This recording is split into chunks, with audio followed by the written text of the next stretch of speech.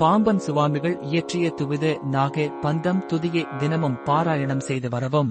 துவித நாகபந்த படத்தினை அச்சிட்டு பூசை அறையில் வைத்துக் கொள்ளவும். முதலில் ஆரம்பிக்கும் போது அசுவினி, மகம், மூலம் ஆகிய நட்சத்திரங்கள் வரும் நாளிலோ அல்லது திருவாதிரை, சுவாதி, சதயம் ஆகிய நட்சத்திரங்கள் வரும் நாளிலோ ஆரம்பிக்கவும்.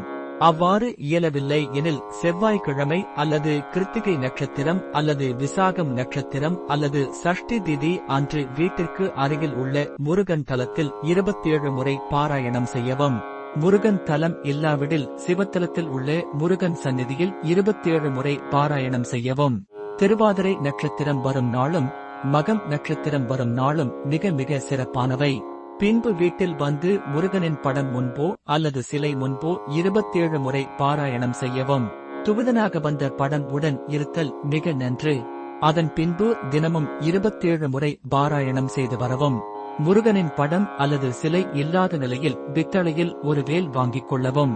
அதனை முருகனாக பாவித்து மேற்கண்ட துதியை பாராயணம் செய்யவும். நீங்கள் வாங்கும் வேல் உங்களின் கட்டை விரலின் உயரத்தை விட 21 மடங்கிற்கு மேல் இருக்கக்கூடாது. ஒரு சாண் அளவை விட குறைவாக இருப்பது நலம். அதனை தினமும் கழுவி விபூதி, சந்தனம் மற்றும் குங்குமம் வைத்து வணங்கி வருதல் நன்று. அவ்வாறு தினமும் அபிஷேகம் செய்ய இயலவில்லை என்றாலும் பரவாயில்லை. 5 எண்ணெய் ஊற்றி வாழைத்தண்டு திரியையும் பருத்தி பஞ்சு திரியையும் ஒன்றாக முறுக்கி திரியாக கொண்டு 2 தீபங்கள் ஏற்றி தினமும் பாராயணம் செய்யவும். முருகரின் படம் கிழக்கு நோக்கியும் தீபங்கள் மேற்கு நோக்கியும் இருத்தல் வேண்டும். மந்திர சக்தி உண்டாகும். பாராயணம் வெகு விரைவில் பலனளிக்கும். முதலில் ஆரம்பிக்கும் நாளன்று விரதம் இருப்பது நன்று. தினமும் 27 முறை பாராயணம் செய்யவும்.